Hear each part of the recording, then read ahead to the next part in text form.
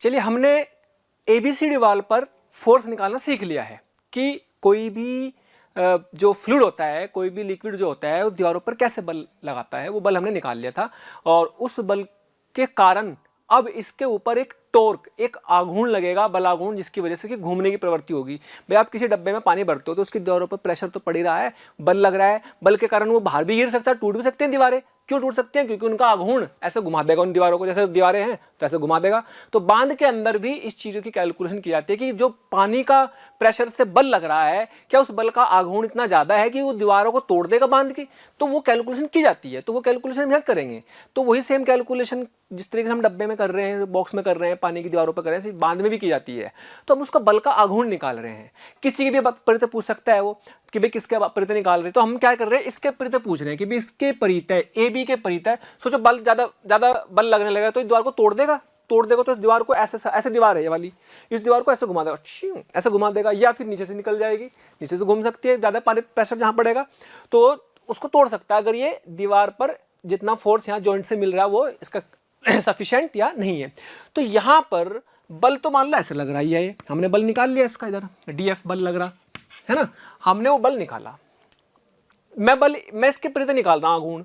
तो बल और इसकी लंबवत दूरी कितनी लेंगे? इसकी लंबवत दूरी हो जाएगी बेटे h minus Y, h minus Y, क्योंकि टॉर्क का फॉर्मूला आपको याद करा दूं, टॉर्क बराबर होता है आर परपेंडिकुलर इंटू एफ, है ना, मतलब आर क्रॉस एफ होता है, तो आर क्रॉस एफ से आर परपेंडिकुलर इंटू एफ। तो एफ तो आपके पास डी एफ हो गया, है ना, और परपेंडिकुलर डिस्टेंस हो जाएगी h माइनस वाई।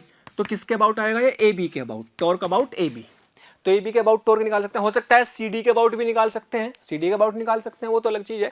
खैर अभी मेरे को एक तो फोर्स चाहिए डी एफ और h माइनस वाई, एक छोटा सा टॉर्क आ गया, इसको इंटीग्रेशन करेंगे, क्योंकि सारे टॉर्क एक ही दिशा में होंगे, सारे टॉर्क एक ही दिशा में होंगे, तो सबको जोड़ देंगे डायरेक्ट। तो डी एफ क्या आया था भाई? प्रेशर इंटू एरिया, प्रेशर कितना? रो जी एच, एच कितना है यहाँ से इस पट्टी पर देख रहे, वाई दूरी पे निकाल रहे, ये बी है, ये बेटे डी वाई है, तो रो जी वाई ये आ गया, है ना, ये तो pressure into area, B into D Y, और h minus Y, this is the R perpendicular, or लंबवत।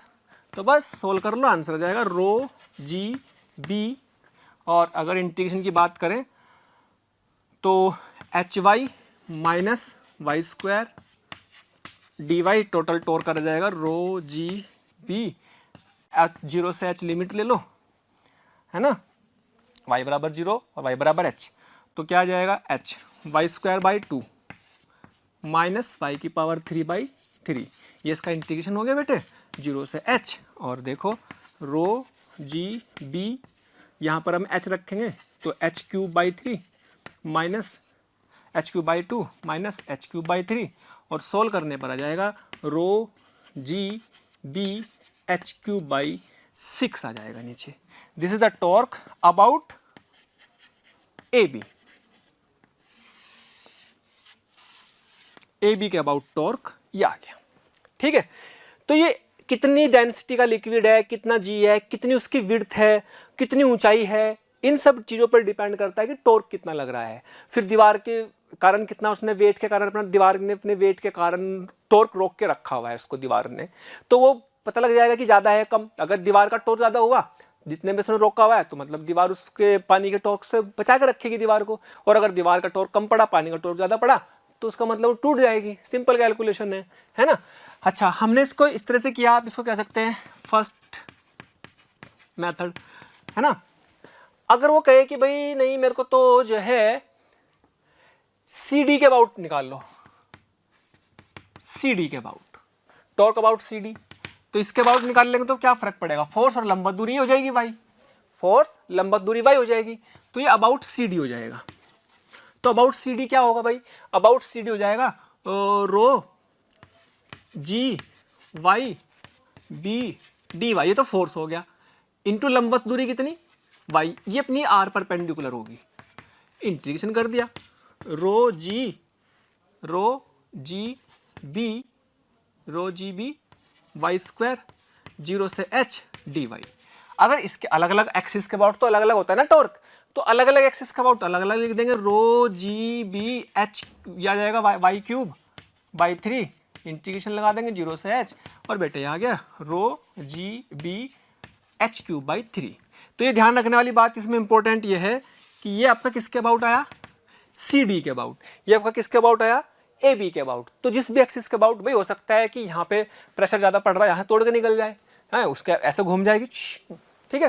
तो कहने का मतलब हमने किस दो एक्सिस के अबाउट निकाला, इसके अबाउट निकाल लिया या तो या इसके अबाउट, यानी कि फ्री सरफेस इसको बोल सकते हैं कि जो ऊपर का सरफेस है ना, ऊपर का पृष्ठ जो होगा, सरफेस जो होगा की लाइन के पृष्ठ की रेखा सी डी के परित है, सी डी के परित है। ओके, अच्छा अब आप ये भी सोच सकते हो कि भाई हमने तो जो फोर्स निकाला था वो तो हमने यहां से भी निकाल सकते हैं, आप सोच सकते हो कि हम यहां से माने वाई को, ऐसे भी मान सकते हो, उसमें कोई दिक्कत नहीं। हमने दोनों केस करे थे फोर्स में, ऊपर से मान लो चाहे नीचे से मान लो, आपकी मर्जी है ना। अगर आपको लग रहा है कि ऊपर की जाए नीचे से मान के करो तो नीचे से मान के भी कर सकते हो, उसमें कोई आंसर में प्रॉब्लम आने वाली नहीं है ना। कहो तो मैं आपको करके दिखा देता हूँ एक, ताकि आपको कंफ्यूजन ना हो कि भाई ऊपर से माने वाई नीचे से माने, आपकी मर्जी। चलो मैं एक इसी को ले लेता हूँ इसी को नीचे से निकाल लेता हूँ। चलिए डायग्राम में क्या चेंज किया, ध्यान दें, मैंने वाई यहां से मान लिया, अगर यहां से मान लिया तो टॉर्क अबाउट ए बी, अगर ए बी का अबाउट निकालो तो आंसर तो ये आना चाहिए भाई, अपनी एक्सिस का अबाउट टॉर्क तो उतना आना चाहिए। तो क्या लिखेंगे भाई, अब फोर्स लिखेंगे डी एफ, डी एफ क्या होगा, रो जी, ये हाइट लेंगे इतने वाली, ये हाइट कितनी होगी एच माइनस वाई, रो जी एच माइनस वाई, और बी इंटू डी वाई, ये एरिया हो गया, ये प्रेशर हो गया, और इनटू लंबवत दूरी, इस बल की लंबवत दूरी है y, इस बल की लंबवत दूरी है y, तो कोई दिक्कत नहीं है। लो जी सॉल्व करो, कितना आ जाएगा भाई, rho G B H Y minus Y square, लो वही नहीं आ गया, लो जी लो क्या बैठा, rho G B H cube by 6, solve कर लेंगे वही आएगा, है ना भाई। इसका ही तो इंटीग्रेशन बना, ये तो इंटीग्रेशन बन गया सेम, देखो। तो इसका मतलब आंसर में कोई दिक्कत नहीं आती, बस एक्सिस अपनी हो जाएंगी। अगर आप कहोगे सर मैं तो इसके हिसाब से सी डी के अबाउट निकालूंगा, तो उसके अबाउट निकाल लो। तो सी डी के अबाउट निकालना अगर, तो उसमें क्या आना चाहिए, उसमें 3 आना चाहिए नीचे, उसमें 3 आता है, ध्यान रखिए। इसके अबाउट निकालेंगे तो 3 आता है, इसके अबाउट निकालेंगे तो 6 आता है। लो जी इसके अबाउट निकाल लो, क्या आना चाहिए, वो आना चाहिए 3। तो क्या कैसे लिखेंगे, ये सिर्फ लिखने का तरीका बता रहा हूँ, भी कंफ्यूजन नहीं करना कि किसी भी तरीके से आप निकाल सकते हो। मान लो फोर्स लिखना अबाउट सी डी, तो rho G H minus Y D B D Y, और परपेंडिकुलर डिस्टेंस हो जाएगी H minus Y, perpendicular distance H minus Y, किसके अबाउट, सी डी के अबाउट। जब आप इसे सोल्व कर लेंगे, rho G B integration H minus Y का होल स्क्वायर डी वाई 0 से एच, या इंटीग्रेशन करा कितना आएगा, रो जी बी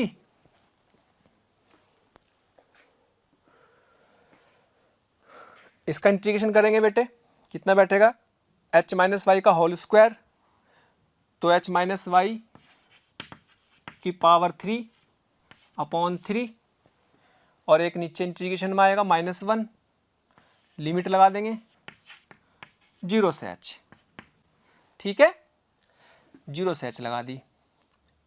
तो रो जी बी h रखेंगे तो क्या आएगा 0, h रखने पर तो 0 आ जाएगा, अब जब h रखेंगे तो 0 आ जाएगा, ठीक।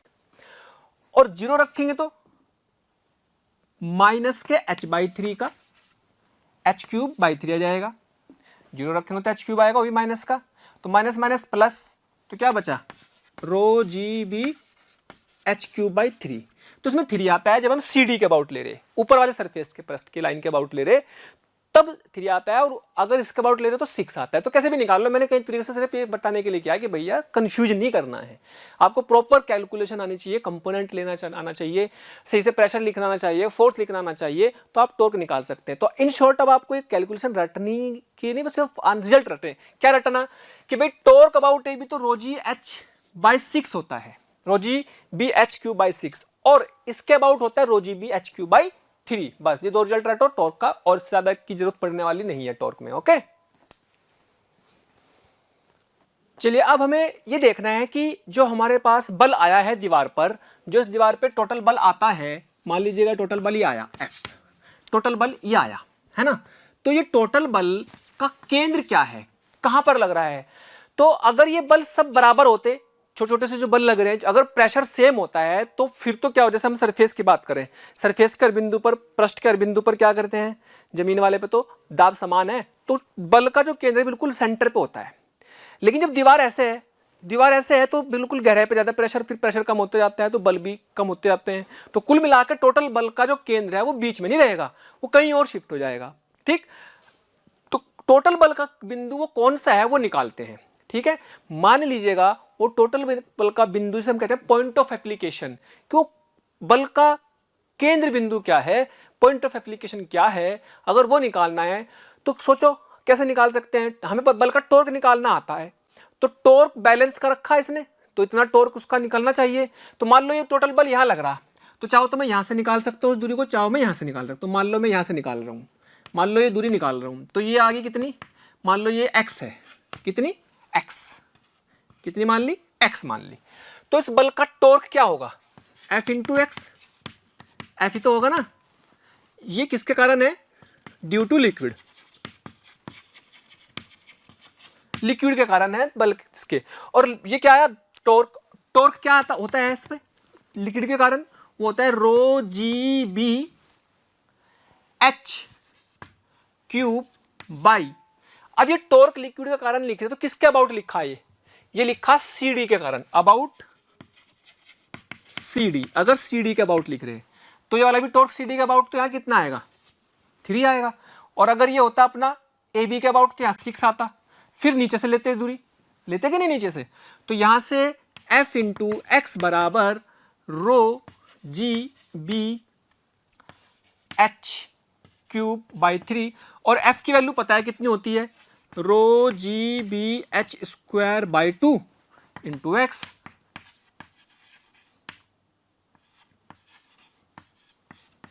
लो जी, रो जी बी से रो जी बी गया, h² से ये गया, और जी x बराबर आ गया 2h/3, x बराबर आया 2h/3, यानी कि ऊपर से 2h/3 पर, यानी कि फोर्स कहीं यहां काम कर रहा होगा।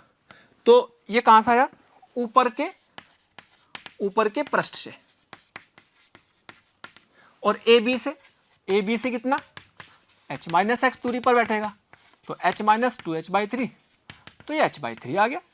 तो कहीं से भी निकाल लो, मर्जी है। आप वाला टॉर्क लोगे 6 वाला, तो यहां पर भी फिर अपने को ये आंसर कहां से आएगा, डायरेक्ट आ जाएगा, वो वाला आएगा। फिर AB से निकालोगे तो टॉर्क AB का लिखोगे, तो जो आंसर x आएगा वो नीचे से आएगा, फिर वो अपना h/3 का आंसर आ जाएगा डायरेक्ट, है ना। तो यानी कि सेंटर पे काम नहीं करता, कहां पे काम करता है, दीवार के नीचे से 1/3 पर या ऊपर से 2/3 पर। ओके, चलिए क्वेश्चन देखते हैं अब इसके ऊपर, फोर्स के ऊपर और टॉर्क जो हमने पढ़ा है अभी। तो इस पे क्वेश्चन दिया मैंने आपको, क्वेश्चन में क्या लिखा है कि भाई आपको पास एक जो टैंक है जिसकी हाइट 2.5 मीटर है और ये आधार है 2 मीटर का, जिसका बेस कैसा है, स्क्वायर वाला है। यानी कि अगर मैं इसकी बात करूं तो ये 2 मीटर वाला है, 2 ये है, 2 इधर से है। ठीक, तो 2 यानी कि इसका क्षेत्रफल 2 × 2 4 हो जाएगा, है ना। आपसे पूछा है कि इस दीवार पे कितना बल लग रहा और इधर कितना बल लग रहा, तो ये F1 और ये F2, ये दोनों निकालने हैं। क्वेश्चन क्लियर हुआ। अब F1 निकालने में तो कोई दिक्कत है नहीं, F1 निकालने में तो कोई दिक्कत ही नहीं, mg तो है, इसका पानी का वेट ही तो है। भाई पानी का वेट ही तो बोलोगे, या तो आप कहोगे कि पानी mg कह सकते हो, या ये कह सकते हो कि प्रेशर इंटू एरिया, और प्रेशर कितना, रो जी एच इंटू एरिया कितना है, जितना भी यहाँ पे आएगा ये वाला एरिया, 2 × 2, एक ही बात है। 2 × 2 करेंगे, रो जी एच इंटू ए इंटू एच क्या बनाया, वॉल्यूम, वॉल्यूम इंटू डेंसिटी क्या बन गया, मास, मास इंटू जी mg आ गया। तो सिंपल सी बात है कि भाई F1 में तो कुछ भी नहीं करना, डेंसिटी इंटू वॉल्यूम 10⁻³ 10, ऊंचाई 2.5, एरिया 2 गुना 2, तो 2 दूनी 4 और 25 चौका 100, है ना। 2 दूनी 4 और 25 चौका 100, 10, 10 की घात 2 और 3 5, 10 की पावर, एक बार चेक कर लो, 2 दूनी 4 आ गया और भाई 25 चौका 100 आ गया, 2 और 3 5, ठीक है। तो इतना न्यूटन का फोर्स तो लगा इधर, कौन सी दीवार पर आए, बेस पर, आधार पर। और अगर हम बात करते हैं F2 की, F2 कैसे निकालेंगे भाई दीवार पर, हमने पढ़ा है कि वर्टिकल दीवार पर फॉर्मूला होता है rho G B H cube H square by 2, तो रो जी बी, रो 10 की घात 3, जी 10, बी क्या होता है, बी होता था बेटे बेस, ये वाली, ये 2, ये ए होता था, ये बी होता था, है ना, तो बी होता था 2 और एच हो गया 2.5 का स्क्वायर बाई 2, ये गया 25 का स्क्वायर 625, तो 6.25, 10 की पावर कितनी आ गई, 4 न्यूटन, ये आ गया। या इसको ऐसे भी कर सकते हैं, या इसको ऐसे भी कर सकते हैं कि भाई F2 को निकालने के लिए average pressure into area of wall, जितने पे निकालना, तो जीरो, ऊपर तो जीरो प्रेशर यहाँ पे लिक्विड के कारण, यहाँ नीचे कितना आ जाएगा, रो जी एच बाई 2, ये तो आ गया प्रेशर, एरिया कितना 2 इंटू 2, तो क्या बन गया, 1 2 से 2 काट दो, रो 10 आ गया, ये कितना आ गया, ये जी आ गया, रो जी के 10, एच के 2.5, एरिया ऑफ वॉल ये बैठेगा 2 इंटू 2.5, ये कट गया भाई। इसका तो एरिया निकालोगे ना दीवार का, दीवार का एरिया तो ये होगा, तो ये तो 2 है, ये 2.5 है, तो ये एरिया निकालोगे ना दीवार का, तो 2 इंटू 2.5, 2 इंटू 2.5 करेंगे उड़ जाएगा, तो ये बना 2.5, तो ये इंटू 2.5 ये, तो आ गया कितना 6.25, 10 की पावर 4 न्यूटन। तो आप चाहे एवरेज प्रेशर वाला लगाओ, लेकिन ये बेस्ट है, इसमें आपको कन्फ्यूजन खत्म हो जाएगा, ये आपको याद रख लेना में समझदारी है ना। तो ये एक तरह से आप ये भी कह सकते हैं कि इस पे हॉरिजॉन्टल कंपोनेंट जब भी निकालना हो किसी बल का, भी हो सकता है हॉरिजॉन्टल ही है, क्षैतिजी है, लेकिन कभी कभी दीवार टेढ़ी भी हो सकती है, उसकी बात करेंगे बाद में, तो उस समय हमें यही काम आएगा। ओके,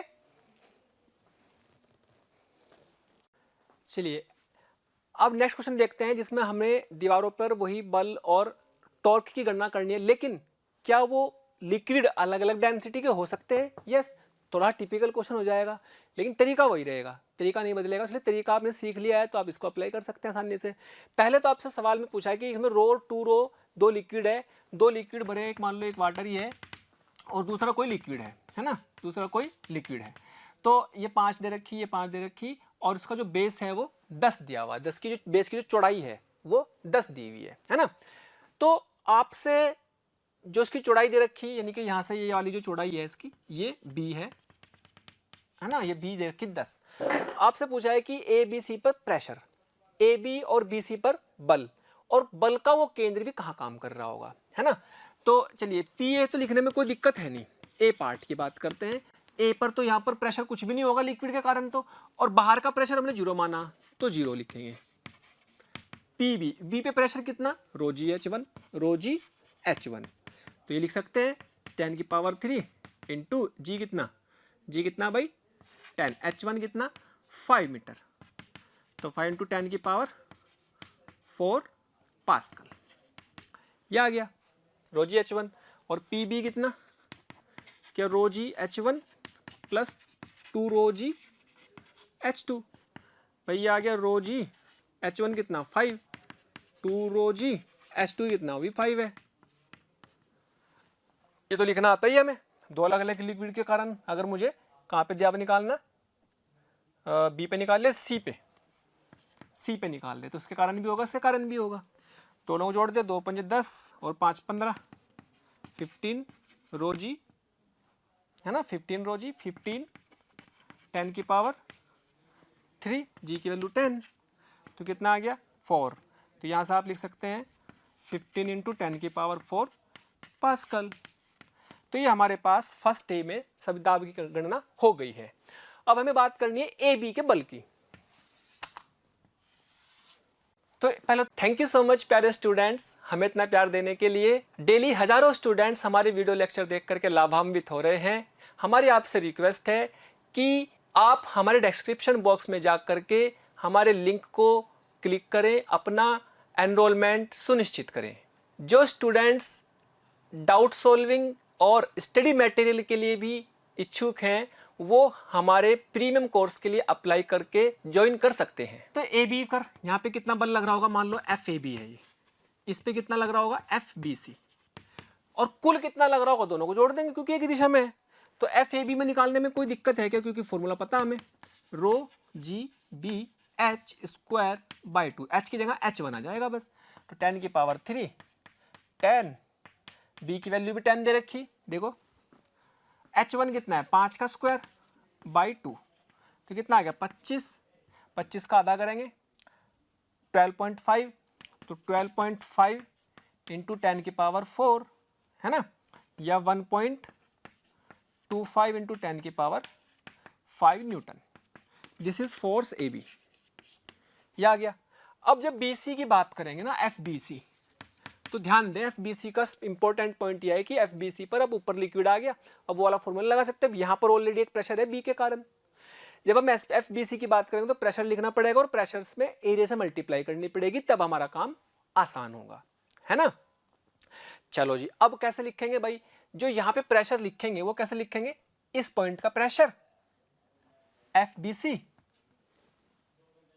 तो देखिए बी सी पर फोर्स निकालना है, यानी कि यहां से यहां तक का एरिया और इस पर यहां एवरेज प्रेशर।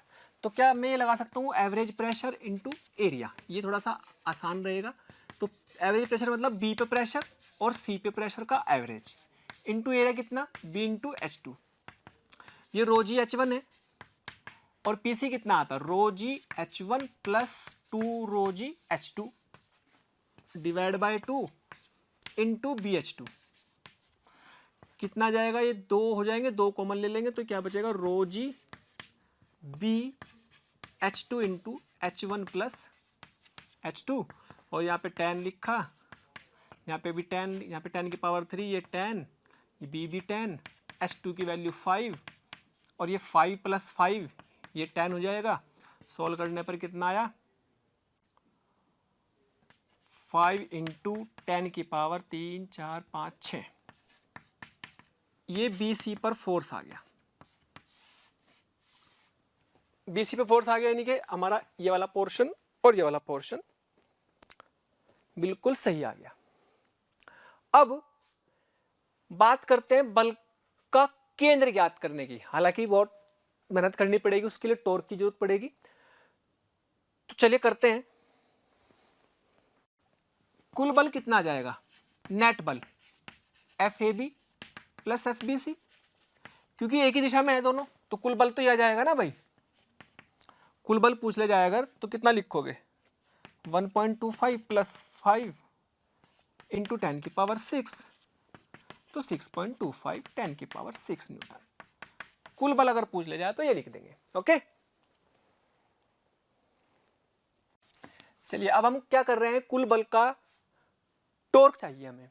तो टॉर्क अगर निकालना तो मान लीजिएगा एफ नेट है, क्या लिखेंगे एफ नेट, मान लीजिएगा कुल मिला करके इनका जो बल है, दोनों का रिजल्टेंट बल कहीं भी काम कर रहा है ना। मान लीजिएगा कहीं यहाँ पे काम कर रहा है, मान लो ये लग रहा है एफ नेट, तो ये दूरी कितनी है ये निकालनी, ये दूरी मान लीजिएगा x है, तो ये x निकालना है, इस पॉइंट को निकालना है कितनी इंटू एक्स। तो क्या होगा टॉर्क किसके अबाउट, पॉइंट ए के अबाउट, टॉर्क अबाउट ए, यहां पे भी अबाउट, ये भी किसके अबाउट है ए के अबाउट, तो टॉर्क अबाउट ए लिखना पड़ेगा। अब ये तो अपने को पता है एफ नेट तो कितना 6.25 10 की पावर 6 इंटू एक्स, लेकिन ये ए के अबाउट टॉर्क निकालना, तो टॉर्क ऑफ किसका ए बी का टॉर्क निकालना पड़ेंगे, तो नेट टॉर्क निकालते हैं, नेट टॉर्क अबाउट ए के अबाउट टोटल टॉर्क निकालेंगे। जब हम ए के अबाउट नेट टॉर्क निकालेंगे, नेट आघूर्ण निकालेंगे, तो क्या करना है आपको, पहले तो इसका लिखेंगे ए बी का, तो वो तो आपको पता है भाई, इस वाले पे कैसे लिखते हैं, rho G B H 1 square cube by 3, क्योंकि इसके अबाउट ले रहे, इसके अबाउट ले रहे तो 3 हो जाएगा। तो इसको सोल्व कर लेते हैं भाई। इसको सोल्व कर लेने पर कितना आएगा, 10 की पावर 3, 10 10 और यहाँ पे भी एच वाली की 5, तो 5 का क्यूब बाई 3 कितना आ गया, 125, 125 आएगा। और 3 4 5, तो 1.25 इंटू 10 की पावर 7 बाई 3 न्यूटन मीटर। तो ये torque of A B about A B force का, जो एफ ए बी था उसका भी टॉर्क आ गया। अब बीसी टॉर्क का चाहिएगा। अब इंपॉर्टेंट यहां पर इंपॉर्टेंट ये है कि भाई बीसी का टॉर्क निकालने से पहले, ये तो हमने तब निकाला जब ऊपर कुछ नहीं था, यहाँ तो ऊपर बैठा हुआ है। तो अब हमें थोड़ी अकल लगानी पड़ेगी। अकल कैसे लगानी पड़ेगी, मान लीजिएगा ये सरफेस था, ये H1 है, ये H2 है, ये H1 है और ये H2 है। तो यहां से जाओ Y पे जा करके एक एलिमेंट लो, छोटा सा एक फोर्स लो, DF इंटू वाई कर दो, उसका टॉर्क निकलेगा, वही टॉर्क हमारा मेन टॉर्क होगा। और ये DF कैसे निकलेगा, इस पॉइंट पर प्रेशर लिखेंगे, इस पॉइंट पर प्रेशर लिखेंगे। कैसे लिखा जाएगा वो प्रेशर को, यहाँ पे आप Y से जाके इस पे प्रेशर इंटू, और ये B है और ये dy है, दिस इज dy। तो ये एरिया आ जाएगा, एरिया इंटू प्रेशर क्या होगा, बल, बल से मल्टीप्लाई करेंगे किसको, इस y को, तो क्या आ जाएगा, इसका टॉर्क आ जाएगा a के अबाउट। ये a पॉइंट है, ये b पॉइंट है, ये c पॉइंट है, समझ रहे। हमने ये वाली जो दीवार है ना, ये वाली दीवार, ये वाली दीवार हमने ऐसे दिखा दी वहां पे, क्लियर। अब ये टॉर्क निकालना है, तो टॉर्क निकालने के लिए DF चाहिए, DF का मतलब ये फोर्स चाहिए, और ये फोर्स कितना होगा ये इंपॉर्टेंट है। ये फोर्स कैसे लिखोगे, प्रेशर इंटू एरिया से लिखोगे। तो यहाँ पे प्रेशर कैसे लिखा जाएगा, क्या यहाँ पर प्रेशर लिखने के लिए ये हाइट तो पता है H1, लेकिन ये कितनी होगी हाइट, ये हाइट होगी HY माइनस H1, ये तो यही होगी y माइनस H1 ही, ठीक है। तो देखिए हमें टॉर्क निकालना है BC वाले सरफेस पर, तो BC वाले सरफेस पर ये फोर्स हमने ले लिया DF, DF जो लिखा जाएगा वो क्या लिखा जाएगा, प्रेशर इंटू एरिया, रो जी H1 प्लस 2 रो जी y माइनस H1, ये तो होगा DF, ये तो होगा प्रेशर इंटू B dy और इंटू y, ये बन गया टॉर्क। ये हमने प्रेशर लिखा इतने हिस्से पर, और यहाँ पे प्रेशर इंटू एरिया करके फोर्स निकाला, और फोर्स को टॉर्क के साथ आर परपेंडिकुलर से मल्टीप्लाई कर दिया। This is R perpendicular, this is DF। कोई मुश्किल काम नहीं है अगर लिखना आता है तो, बस बाकी तो मैथ है, कैलकुलेशन है, कर लेंगे।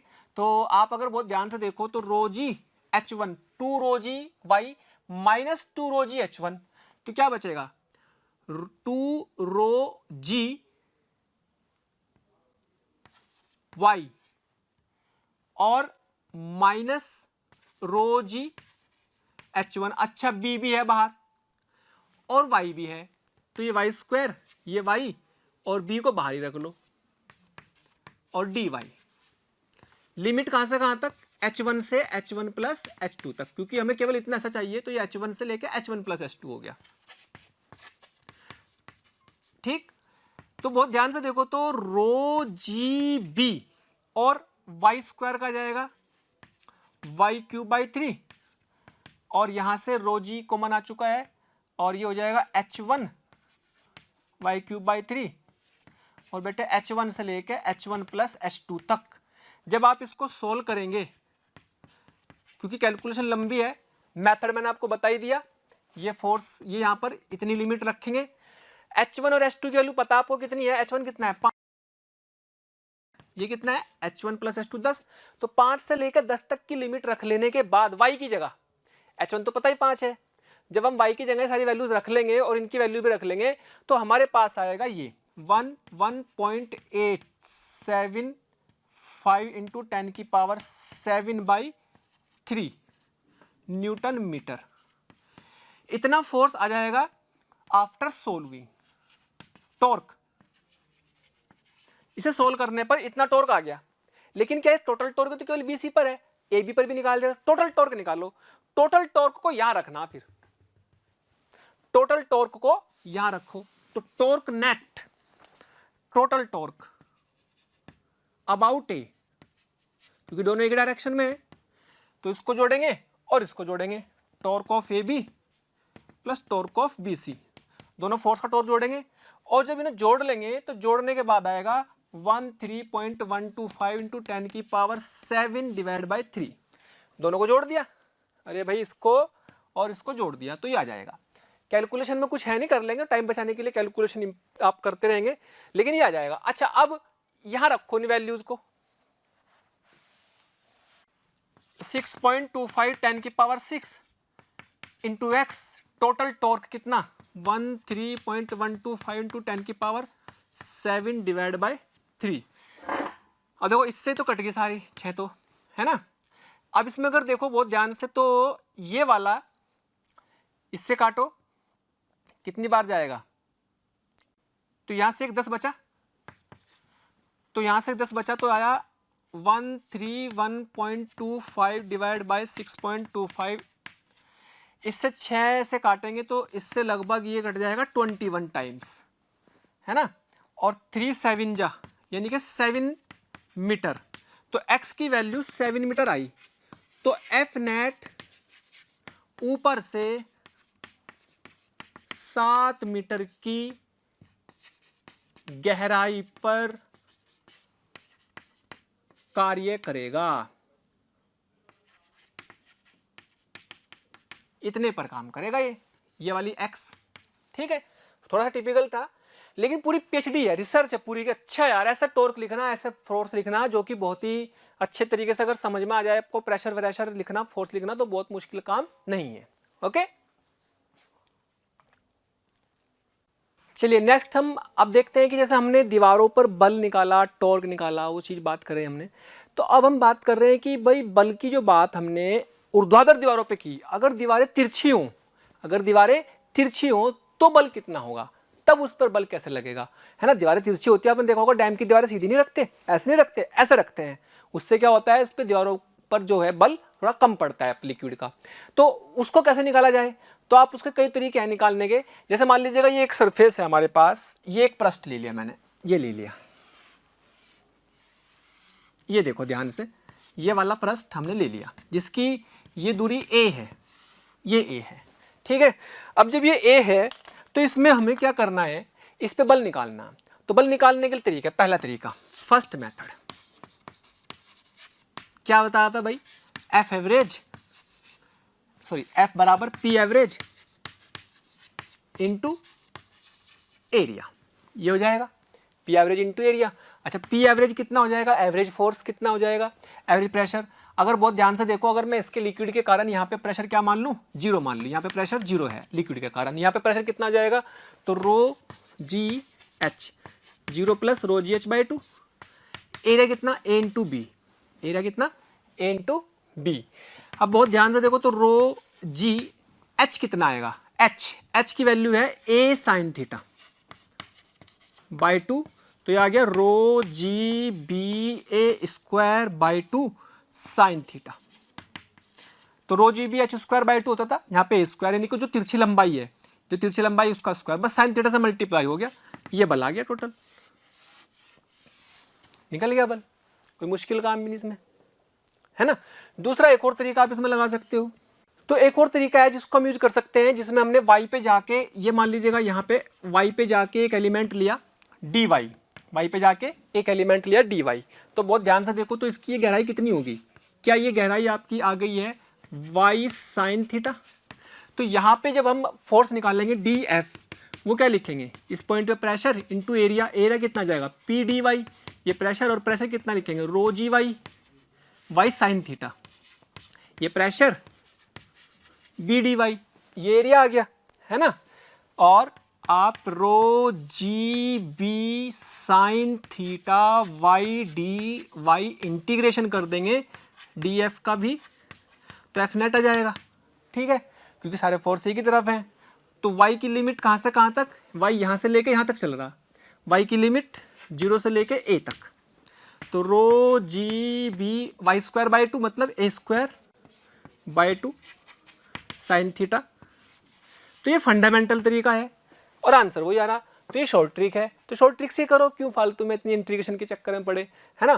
कहो तो एक तरीका और बता देता हूँ इसी को निकालने का। एक और तरीका है जिसमें आप इसके जो बल के हैं, इस बल का एक हॉरिजॉन्टल और एक वर्टिकल, एक एफ एच और एक एफ वाई, ये एफ वी, दो कंपोनेंट को निकाल करके भी कर सकते हो।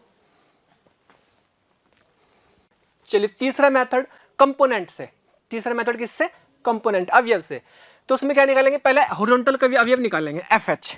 जब हम एफ निकालना है तो under root of F H square plus F Y square, है ना। तो एफ एच कैसे निकालेंगे पहले तो वो देखते हैं। एफ एच हॉरिजॉन्टल फोर्स ऐसा, तो जब इधर वाला फोर्स निकालेंगे तो इसमें ये वाला एरिया लेंगे लंबवत, तो ये वाला एरिया, तो ये वाले में क्या निकालना भाई? ये वाले में, तो इस डायरेक्शन में जब हम लेंगे लेंगे तो परपेंडिकुलर एरिया लेंगे, और वो एरिया कौन सा आ जाएगा? ये तो एरिया तो कितना आ गया? A B. तो इधर एरिया का कंपोनेंट क्या बनेगा?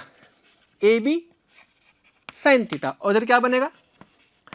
A B cos theta. ये एरिया बन गया, क्षेत्रफल,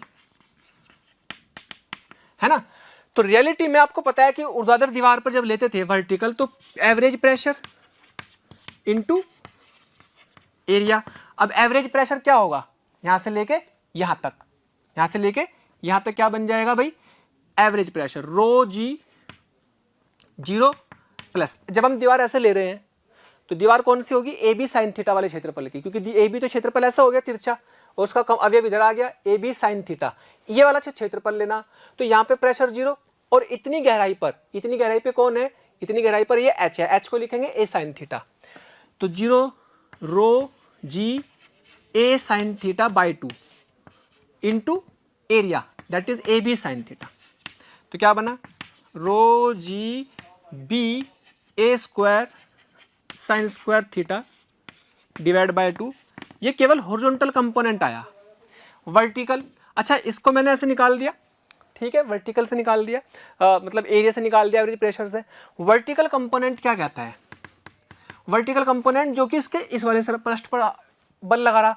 अब ध्यान दो, मैंने ऐसे किया था शुरुआत में ही कि इस वाले जो इसका जो नीचे की तरफ काम कर रहा था mg, तो mg लिखा था f बाई एरिया, जो कि mg बाई एरिया लिखा था, ये प्रेशर, ठीक, mg बाई एरिया, यानी कि mg को लिखा है अगर हम, तो प्रेशर इनटू एरिया। तो वास्तव में जो ये बल कैसा था? वर्टिकली तो था, और ये क्या है? एक तरह से वेट, ये जल का वेट है, पानी का वेट है, लिक्विड का वेट है। तो लिक्विड का वेट उसी सरफेस एरिया पर, ये कैसा अक्षैतिज एरिया है, अक्षैतिज एरिया पर इनटू एवरेज प्रेशर, उस पे प्रेशर की मल्टीप्लाई कर दो, है ना। यहाँ पे अक्षैतिज एरिया इनटू वो प्रेशर से मल्टीप्लाई कर देंगे, तो प्रेशर से मल्टीप्लाई कर देंगे तो हमारे पास ये वर्टिकल कंपोनेंट भी आ जाएगा। तो मेरी शॉर्ट ट्रिक बताइए, यानी कि मैं कह सकता हूं कि average pressure into area into area का अक्षैतिज अवयव, अक्षैतिज अवयव हॉरिजॉन्टल कंपोनेंट।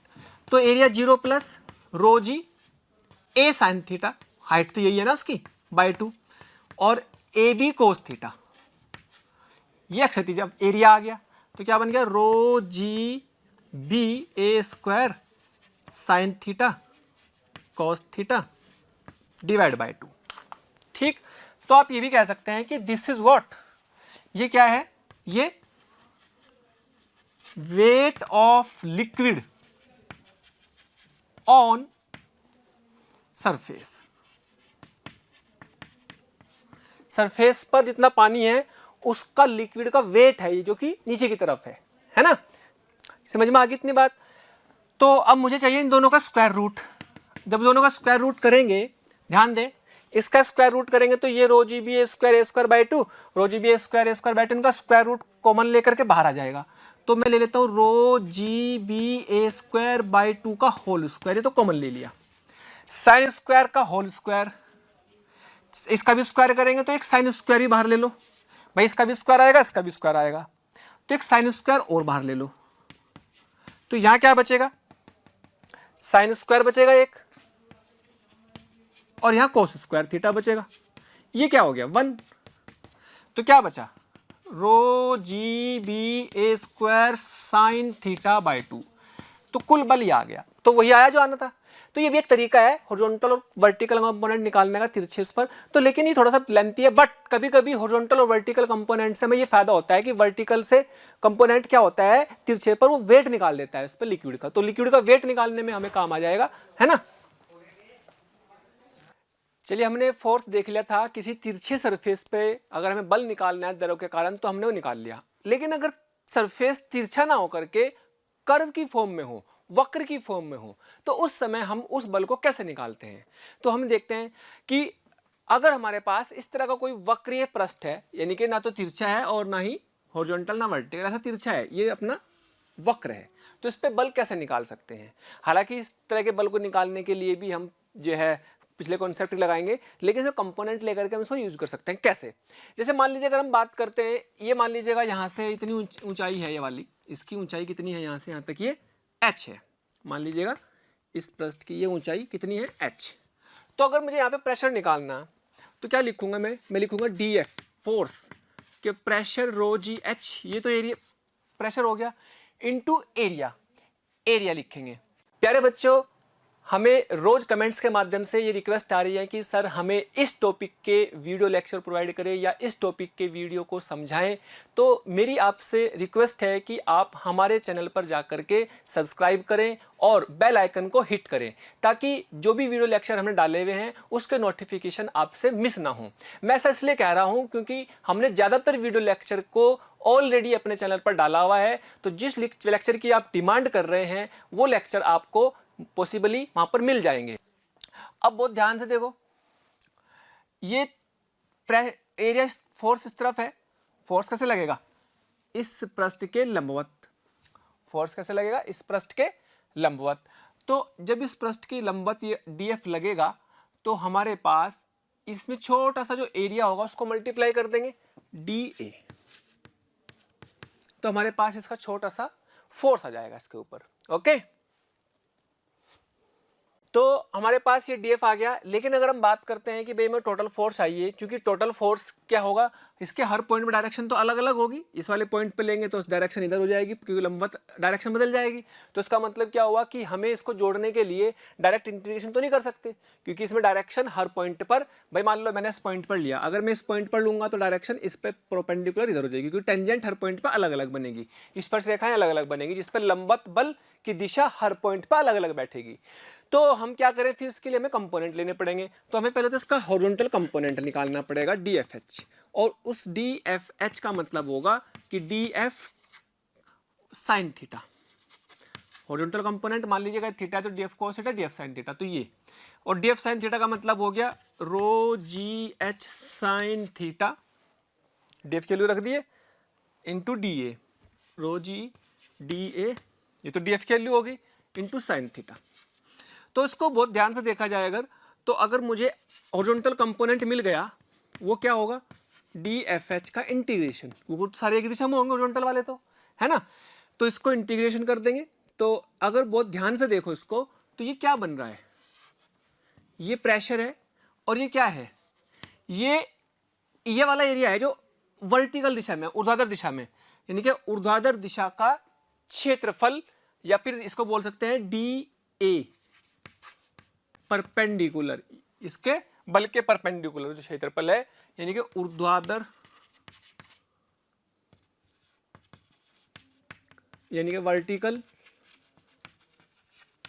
डायरेक्शन का, वर्टिकल दिशा का क्षेत्रफल। भाई अगर ये क्षेत्रफल हम बात कर रहे हैं इतने की, अगर इस क्षेत्रफल की बात कर रहे हैं तो इसका क्षेत्रफल का एक कंपोनेंट इधर आएगा, एक इधर आ जाएगा, है ना। तो DA cos theta, DA sin theta, मैंने थोड़ा बड़ा करके दिखा दिया इसको कि भाई DA cos theta, DA sin theta, तो यानी कि बल ऐसा लग रहा होगा तो क्षेत्रफल ऐसा है, तो बल इंटू DA sin थीटा, ऐसा बन गया एक तरह से, ये शॉर्ट ट्रिक बन गई।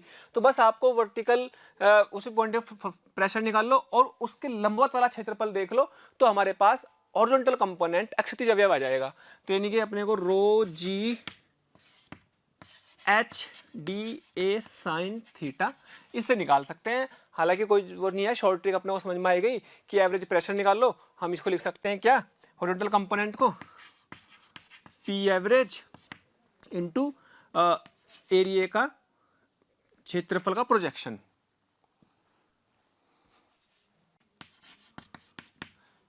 ए परपेंडिकुलर, ऐसे भी लिख सकते हैं। मेन तो ये आ गया, ठीक है। हालांकि बहुत ज़्यादा यूज नहीं होता है, बहुत ही कम चांसेस है कर सरफेस पर आए, क्योंकि सिंपल वर्टिकल सरफेस या फिर तिरछे सरफेस पे फोर्स पूछ सकता है। तो ये भी मैंने सिर्फ जानकारी के लिए आपको बता दें कि भाई अच्छा अगर वक्र हो, जो कि जनरल केस है, हो सकता है तो वक्र भी हो सकता है ना, तो वक्र हो तो क्या करना है, तो वक्र होगा तो ऐसे कर लेना है। अच्छा वर्टिकल की बात करें तो एफ एच कैसे, एफ वी कैसे निकाल लेंगे, तो rho G H D F cos theta, यानी कि rho G H cos theta into D ए।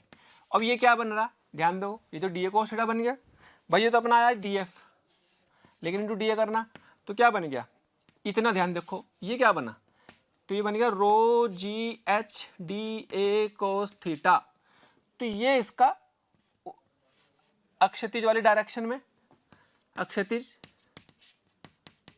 दिशा में क्षेत्रफल है ना, rho G H into D A cos theta. तो इससे आप निकाल सकते हो, इसको इंटीग्रेट कर दो, इंटीग्रेट कर देंगे तो अपना आंसर आ जाएगा, ठीक है। और अगर इसको बहुत ध्यान से देखें तो हम इसको ये भी कह सकते हैं कि भाई प्रेशर इंटू ये वाला दिशा का एरिया, जब हमारे पास इसी गहराई का प्रेशर पता हो और ये वाला एरिया ले रहे हैं, तो प्रेशर इंटू एरिया से करके क्या निकल जाएगा, लिक्विड का वेट। तो this is weight of liquid on curved surface, यानी कि कर्व सरफेस पे जो पानी का भार है ना, वो वर्टिकल कंपोनेंट के बराबर होता है। कभी कभी भारी पानी का भार की जरूरत पड़ती है, तो इससे भी निकाल सकते हैं कि पानी का भार कितना पड़ रहा है, तो वर्टिकल कंपोनेंट से निकल जाएगा, है ना। और हॉरिजॉन्टल का निकालना है तो आप डायरेक्टर से निकाल सकते हैं कि आप प्रेशर इनटू एरिया कर दो, ठीक है, तब भी अपना काम हो जाएगा, ठीक। तो इस तरीके से हमें याद रखना है कि भाई ये वर्टिकल और ये हॉरिजॉन्टल और ये वर्टिकल निकाल लें तो एफ नेट कैसे निकल जाएगा, F H square plus F V square, जिसमें कोई बहुत ज़्यादा मेहनत करने की जरूरत नहीं, सिंपल कंपोनेंट लगाने होते हैं। हालांकि बहुत ही कम चांसेस होते हैं कि कहीं कहीं इस तरह का सवाल मिल जाए तो ऐसा करना है, ओके। चलिए इस क्वेश्चन में आपको दिया हुआ है कि गेट है, ये क्या है, एक cylindrical gate, cylindrical gate, this is cylindrical gate.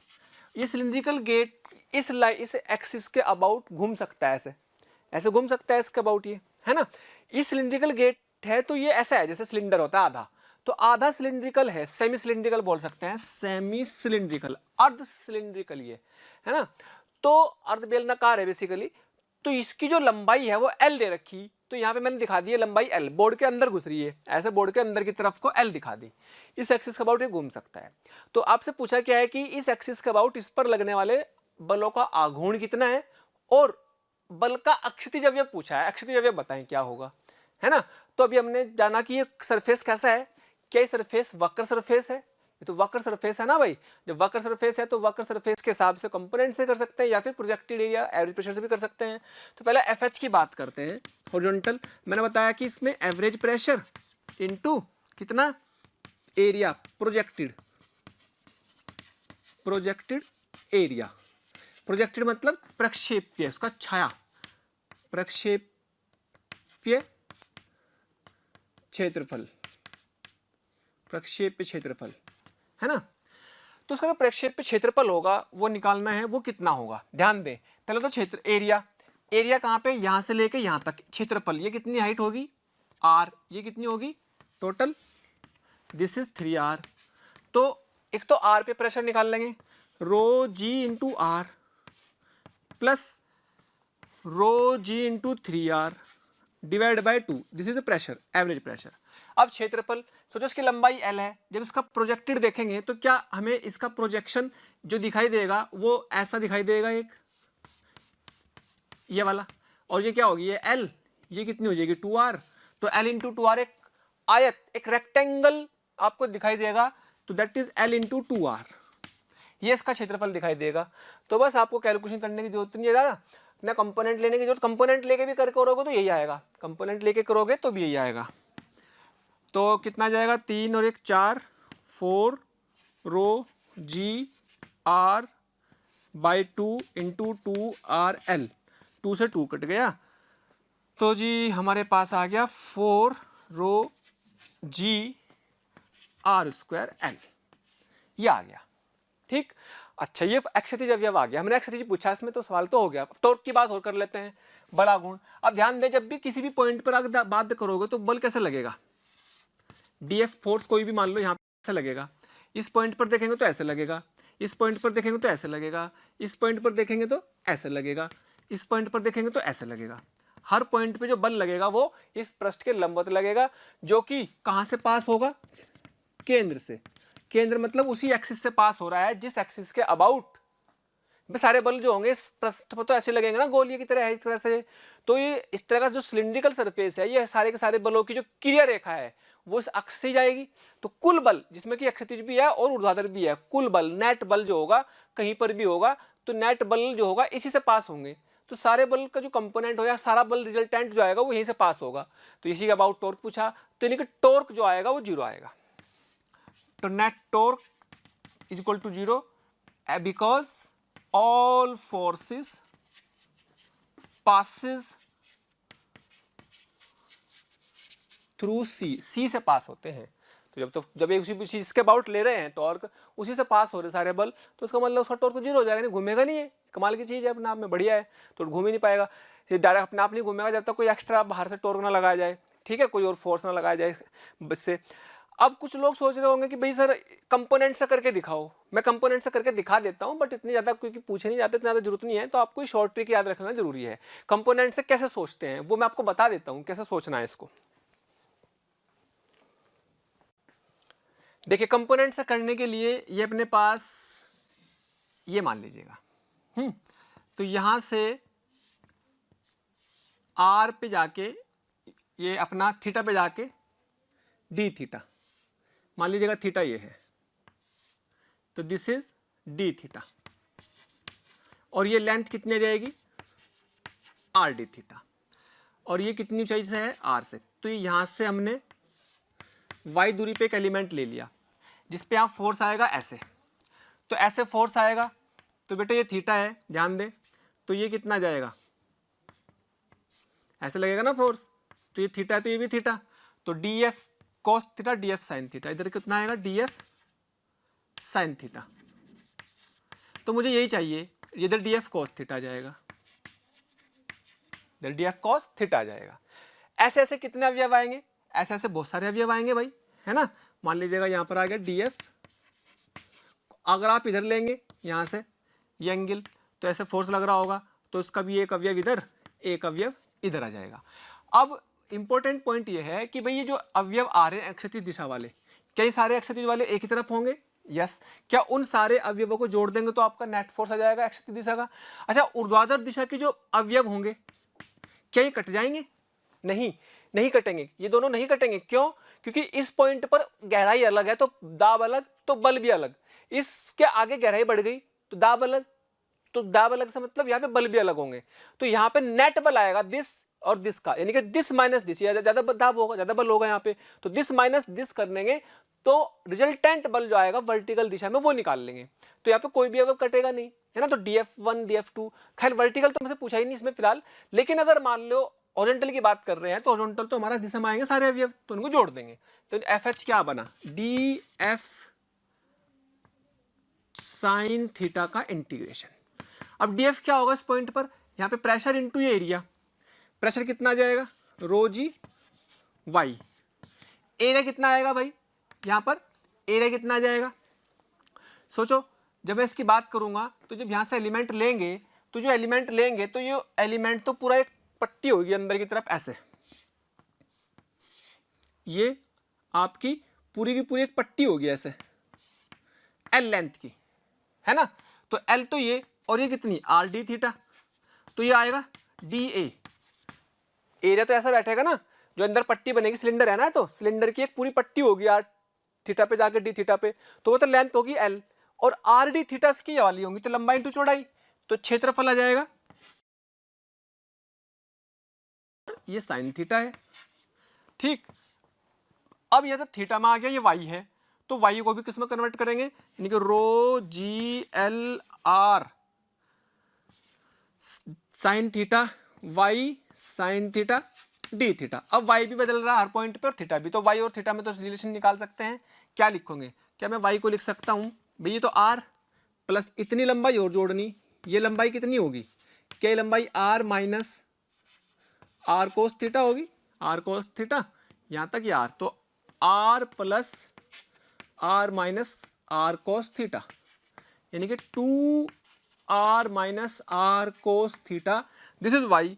थोड़ा सा लंबा पड़ जाता है लेकिन इसलिए हम इसको शॉर्ट ट्रिक से ही करते हैं।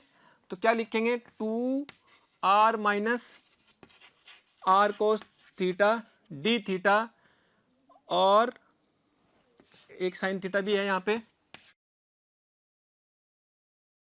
लिमिट कहाँ से कहाँ तक हमें इतने पे निकालना है, हॉरिजॉन्टल, तो r से लेके 3r तक, r से लेके 3r तक, ये r से लेके 3r तक।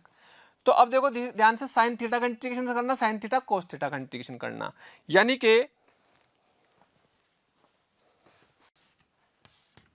कि आपको FH अगर निकालना है तो FH के लिए रो जी आर एल और 2r साइन थीटा माइनस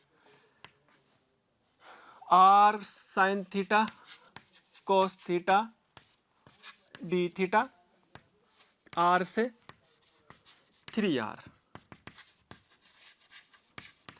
सोचो r साइन थीटा, इसको मैं लिख सकता हूं क्या, इसको लिख सकता हूं साइन थीटा कोस थीटा को sine 2 theta by 2, sine 2 theta, क्योंकि 2 साइन थीटा बराबर क्या होता है, 2 साइन थीटा कोस थीटा बराबर क्या होता है, साइन 2 थीटा, तो ये बाई 2 में लिया हो तो इसकी जगह लिख सकता हूं, तो आप ले लेंगे 2r sine theta minus r by 2 sine 2 theta. ऐसा करने से क्या फायदा होगा, इंटीग्रेशन आसान हो जाएगा, और इंटीग्रेशन की वैल्यू हो जाएगी रो जी R L 2r sine theta का हो जाएगा minus cos theta minus 2r cos theta, ठीक है, और माइनस इसका हो जाएगा plus r by 2 sine 2 theta का कोस 2 थीटा, और 2 से डिवाइड भी करेंगे नीचे, इस 2 से नीचे डिवाइड कर देंगे, और हमारे पास इसकी लिमिट r से 3r नहीं, थीटा की फॉर्म में ले रहे लिमिट, तो लिमिट को r से 3r ना लेकर के थीटा की फॉर्म में लेना पड़ेगा, सॉरी लिमिट लेंगे थीटा की, थीटा कहाँ से लेके यहाँ तक लेना, तो 0 से पाई, 0 से पाई, 0 से पाई, सॉरी 0 से पाई,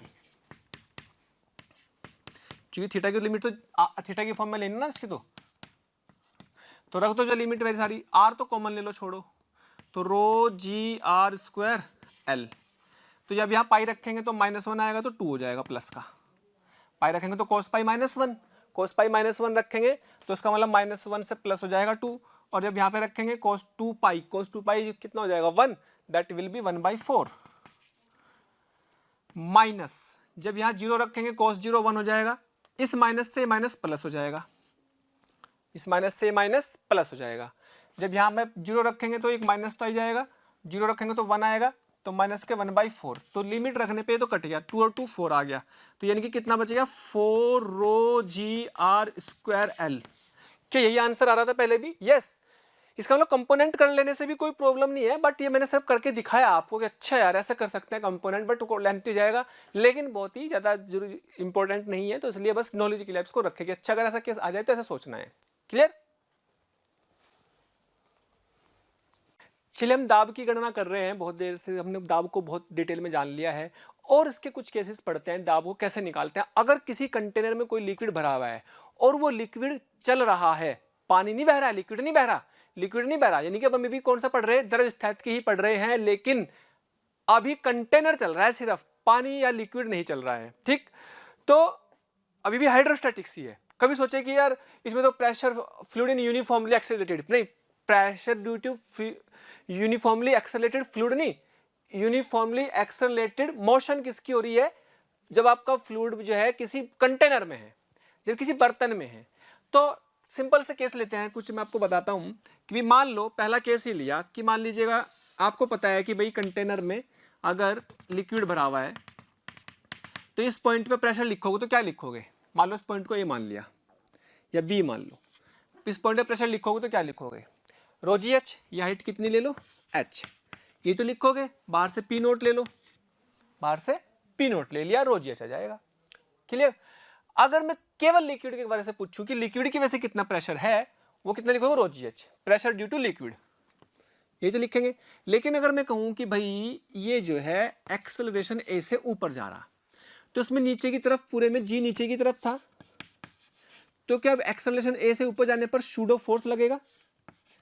एक्सेलरेशन कितना आ जाएगा सूडो की वजह से? भाई पहले तो एम जी था, अब एम में भी तो आ जाएगा ना नीचे इधर। तो अब हमारे पास अब ये जो प्रेशर आएगा due to liquid, due to liquid, वो कितना आ जाएगा, बढ़ जाएगा। जब ऊपर ले जाएंगे तो दाब बढ़ जाएगा, तो लिक्विड के कारण ये इतना आ जाएगा। तो rho ji plus A into H, this is what ji effective. प्रभावी जी जो हो जाएगा जी प्लस ए हो जाएगा। तो प्रेशर बढ़ गया, दाब बढ़ गया, पी की वैल्यू बढ़ गई एट पॉइंट बी। अगर ऊपर की तरफ एक्सेलरेटेड है, बिल्कुल सेम इसका उल्टा सोच सकते हैं, यस, कि भाई अगर प्रेशर वापस निकालना है इसी पॉइंट पर, केस सेकंड, और ये एक्सेलरेशन नीचे की तरफ है, तो कितना आएगा पी बी रो जी माइनस ए, क्योंकि अब एम जी तो नीचे की तरफ लगेगा लेकिन सूडो फोर्स ऊपर की तरफ लगेगा, ठीक। तो एम जी माइनस ए इंटू एच, तो प्रेशर कम हो जाएगा। सोचो अगर इसके एक्सेलरेशन की value if A equal to जी हो जाए, यानी कि कोई कंटेनर है और उस कंटेनर में, अगर आपको हमारे वीडियो लेक्चर्स पसंद आ रहे हैं तो प्लीज़ लाइक और शेयर करना ना भूलें। इससे आपके साथी, आपके जो ज़रूरतमंद दोस्त और विद्यार्थी हैं उन तक भी ये वीडियो लेक्चर पहुंच जाएंगे, ताकि वो भी इससे लाभान्वित हो सकें। और अभी मैं यही कहना चाहूँगा कि आपका इतना प्यार और इतना स्नेह देखकर हमारी मोशन की पूरी टीम बहुत मोटिवेटेड है, और आपके इस प्यार के कारण, इस मोटिवेशन से ही हम और अच्छे से अच्छे कंटेंट आपको प्रोवाइड करते रहेंगे। ए बराबर जी से फ्री फॉल, उसको हवा में गिरा दें और पूछे बताओ यहाँ दाब कितना है, तो दाब due to liquid P B due to liquid, कितना बोलेंगे लिक्विड के कारण, rho g minus g h, zero आ जाएगा, लिक्विड के कारण जीरो। लेकिन अगर बाहर पी नोट कंसिडर करें तो पी नोट भी उड़ जाएगा, बाहर पी नोट कंसिडर करें तो यहाँ पे पी नोट भी उड़ जाएगा। तो वास्तव में यहाँ प्रेशर कितना बन जाएगा, पी नोट बन जाएगा, लेकिन लिक्विड के कारण जीरो है, लिक्विड के कारण जीरो है, बट यहाँ पे एटमॉस्फेरिक प्रेशर ही फील होगा अगर जी से कोई चीज गिर रही हो। और सोचो अगर मैं इसको ऐसे कंटेनर में बंद करके जो है ए ग्रेटर देन जी से भी कर दूं, तो ये तो प्रेशर क्या हो जाएगा, नेगेटिव आएगा, यानी कि नेगेटिव नहीं आएगा बल्कि पानी ऊपर उठ जाएगा, ऐसे जाने लगेगा, ऊपर ऊपर उठने लगेगा। अगर ये एक्सेलरेशन ए से नीचे जा रहा है और ए ग्रेटर देन जी है तो पानी ऊपर उठने लगेगा ये, तो प्रेशर तो यहाँ पे बचेगा कितना, पी नोट ही बचेगा। अब तो यहाँ तो पी नोट ही बचेगा, लेकिन ऊपर उठ जाएगा क्योंकि नेगेटिव आएगा नहीं प्रेशर, तो ये ऊपर उठने लगेगा। ओके, चलिए इसके ऊपर एक क्वेश्चन देखते हैं।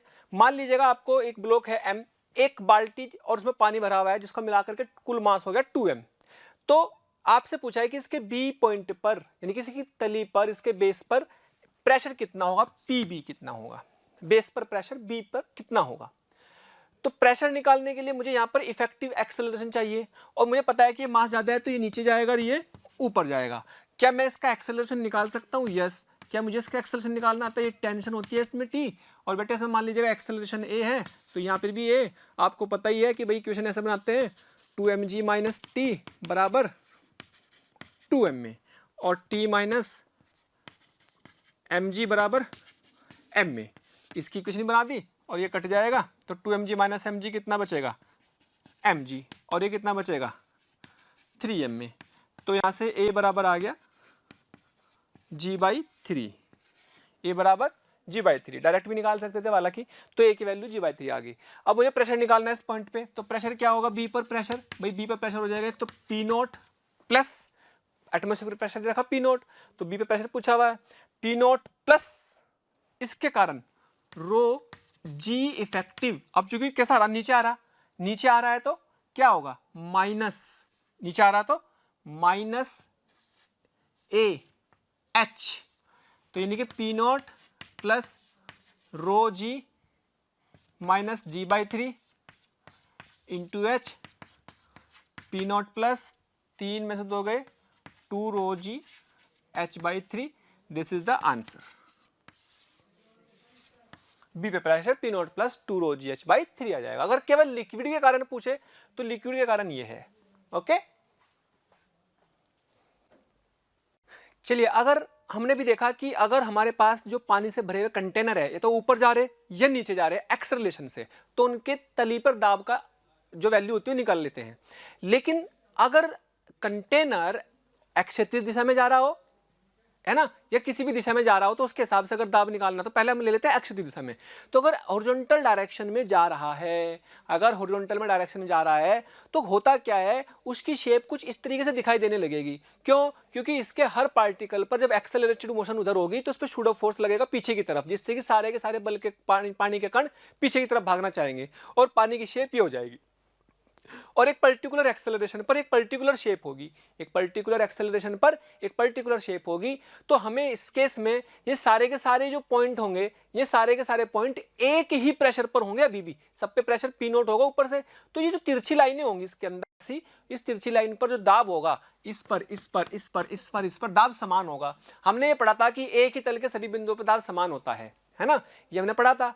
तो ये हमने जो पढ़ा था, ये हमने तब पढ़ा था जब हमारे पास रेस्ट पर था वो। लेकिन लिक्विड तो रेस्ट पर ही है अभी भी, बट कंटेनर चल रहा है। कंटेनर के रेस्पेक्ट में अगर देखो तो रेस्ट पर ही है ना। तो पानी बह नहीं रहा है, पानी बहना हाइड्रोडायनेमिक्स है, पानी बहना हाइड्रोडायनेमिक्स है ना। और पानी कंटेनर के साथ चल रहा है, वो अभी भी दरस्थिति में ही है ना। पानी अभी भी रेस्ट पे, अगर बर्तन के कंपेयर में देखेंगे तो इसके हर बिंदु का दाब अब यहाँ यहाँ यहाँ यहाँ यहाँ समान हो गया। इसलिए ये इधर से इधर अब ये कहीं पे भी नहीं मूव करेगा, क्योंकि स्टैटिक है, कंडीशन है। तो ये पॉइंट ये है कि इसका दाब इसका दाब इसका दाब इसका दाब इसका दाब समान बोलेंगे। ये नहीं बोलेंगे कि यार ये तो क्षैतिज दिशा में नहीं है बेटे, एक्सेलरेटेड के कारण ऐसा हो गया, तभी तो ऐसे इस शेप में रुका रह जाएगा। इस शेप में रुकने का मतलब इधर पर इस बल कोई और दाब नहीं, इधर भी कोई दाब नहीं, दाब बराबर है। दाब एक तरफ ज्यादा हो जाएगा, एक तरफ कम, तो बहने लगेगा ऊपर नीचे। ठीक है, तो हमें इसमें दाब की गणना भी करनी है इसके अंदर किसी बिंदु पर, और इस थीटा के बारे में जानना है, क्योंकि थीटा क्या बताता है कि शेप कैसी हो जाएगी। ऐसी शेप हो जाएगी तो किस तरीके से कितना एंगल पर बनेगी। तो देखो ध्यान से, इसको दो तरीके से निकाल सकते हैं इस थीटा के बारे में भी। मान लो मैं इसके अंदर एक पानी का छोटा सा एक बेलन लूँ। क्या लिया? एक पानी का छोटा सा बेलन जिसका एरिया ए है, इसकी ये ऊंचाई h2 है और ये ऊंचाई h1 है, ये लेंथ l है। ठीक है, अगर मैं बहुत ध्यान से देखूं तो ये थीटा है, तो ये भी थीटा है, और ये क्या होगी? h2 minus h1, h2 minus h1। इसका ये क्षेत्रफल मान लो a है, क्षेत्रफल a है। तो अगर पानी रेस्ट पर है, हाइड्रोस्टैटिक की कंडीशन में है, तो उस केस में इधर से एक बल लग रहा होगा, इसे मान लीजिएगा F2, इधर से एक बल लग रहा होगा इस पे, इसे मान लीजिएगा F1। लेकिन पूरा का पूरा कंटेनर कितने त्वरण से चल रहा? ए से चल रहा। तो इस वाले जितने हिस्से के जो पानी का जो सिलेंडर है, ये पानी का सिलेंडर मान लो, लिक्विड सिलेंडर, यही तो है। तो यहां पानी लिक्विड के रेस्पेक्ट में तो ही रेस्ट पर है, लेकिन अगर मैं खड़ा होकर देखूंगा तो कंटेनर तो जा रहा है ए त्वरण से, इसके हर बिंदु का त्वरण ए है, तो इस सिलेंडर का त्वरण भी ए होगा। तो क्या लिखूंगा मैं? क्या मैं ये लिखूंगा? मैं इसमें एक मेथड, इसको मैं दो मेथड से बता दूंगा इस पॉइंट को। फर्स्ट मेथड लिख लेता हूं, क्या F2 माइनस F1 बराबर m में लिख सकता हूं? यस। तो F2 को लिख सकता हूं कितना? P2 इंटू ए माइनस P1 इंटू ए। मास को क्या लिखता है? डेंसिटी इंटू वॉल्यूम, वॉल्यूम कितना? A इंटू एल इंटू ए। तो P2 की वैल्यू क्या होगी?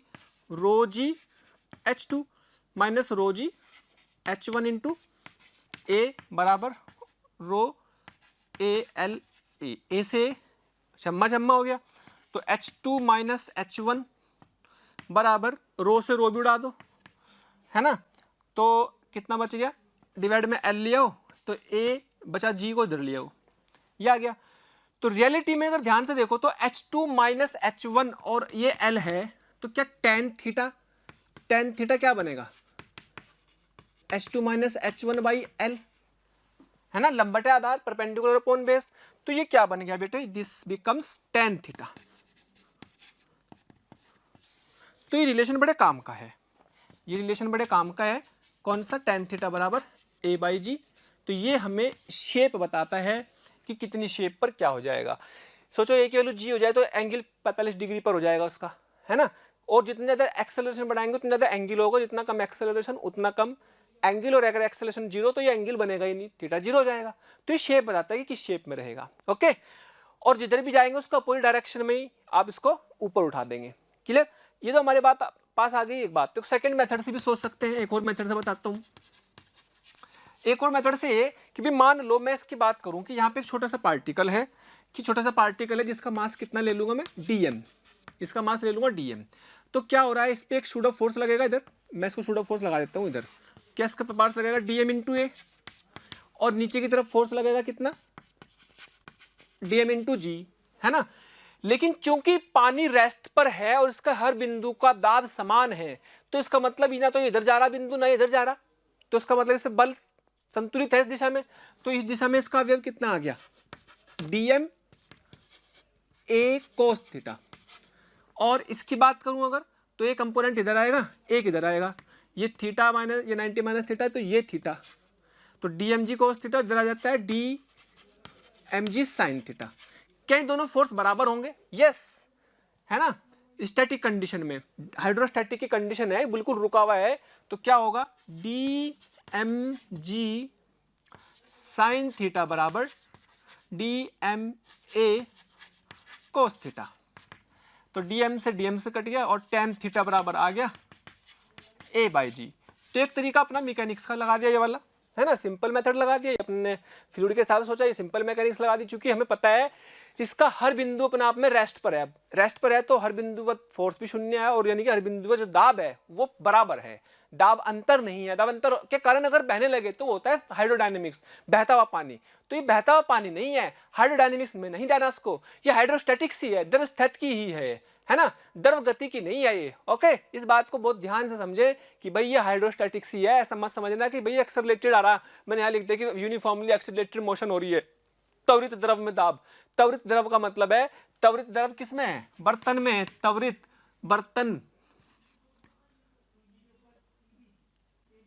त्वरित बर्तन ही लिख लो, बर्तन के द्रव में दाब, ऐसा मान लो, है ना। तो कंफ्यूजन नहीं होना। तो दो मेथड से मैंने आपको इसको निकाल के दिखाया। इसको निकालने का कारण क्या है, थीटा को हम थीटा से ये पता कर लेंगे कि भाई हमारे पास कितना, किस शेप में कितना एंगल पर ये ऐसा मुड़ेगा, कब हमारा पानी जो है कितने एक्सेलरेशन चलेगी, पानी बाहर ना निकलने, क्योंकि बाहर भी तो निकल सकता है। सोचा एंगल ज्यादा हो जाएगा तो बाहर भी निकलने लगेगा, तो इसकी कैलकुलेशन से पता लगेगा कितने त्वरण से चलाएं कि बाहर भी ना निकले, है ना। चलिए, इस केस में हमने ये देखा कि एक्सेलरेटेड मोशन में इसकी शेप कुछ इस तरीके से हो जाएगी। अब एक्सेलरेटेड मोशन में इसकी शेप ऐसे होगी तो किसी बिंदु पर दाब क्या होगा, पहले मैं आपको बता दूं कि इसके हर बिंदु पर दाब समान होगा। ऐसे कोई भी लाइन होगी इसके पैरेलल, उसके हर बिंदु पर दाब समान होगा, उनको बोलते हैं इक्वी प्रेशर लाइन, उसकी बात करेंगे अभी। लेकिन मान लो इसके अंदर कोई बिंदु ले लिया, मान लो मैंने ये बिंदु लिया, बी बिंदु लिया, इस पर दाब पूछा, तो इसकी जो गहराई है मान लीजिएगा वो h है, और यहां से जो दूरी है ये मान लो l है, ठीक। तो इस पर दाब पूछा हुआ है।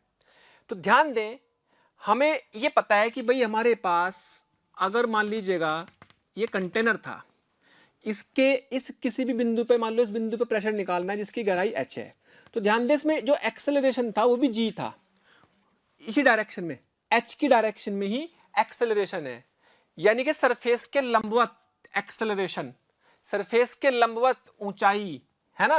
तो P बराबर क्या लिखते थे आप, रो जी एच थी, रो जी एच थी।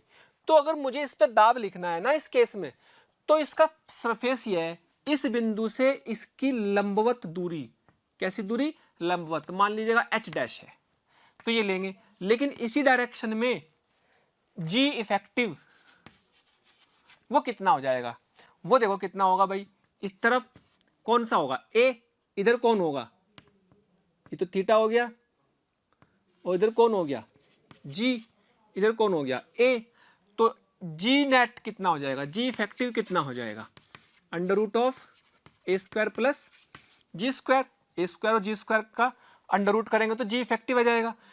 तो यहां पर अगर मुझे प्रेशर लिखना ना b पर, तो कई तरीके से लिख सकते हैं। पहले तो हम क्या लिखेंगे, पहला पॉइंट, पहले तो हम लिखेंगे b पे pressure P naught plus, P note तो रहेगा ही, रो जी इफेक्टिव और लंबवत ऊंचाई h डैश, जिसको मैं लिख सकता हूं पी नोट प्लस रो h डैश, जी इफेक्टिव को लिख देंगे under root of a square plus g square. तो अगर मुझे डायरेक्ट ये ऊंचाई पता है तो इस तरीके से मैं इसको लिख सकता हूं, पहली बात, ठीक है, कोई दिक्कत नहीं है इसमें, इसमें तो कोई दिक्कत नहीं है ऐसे लिखने में।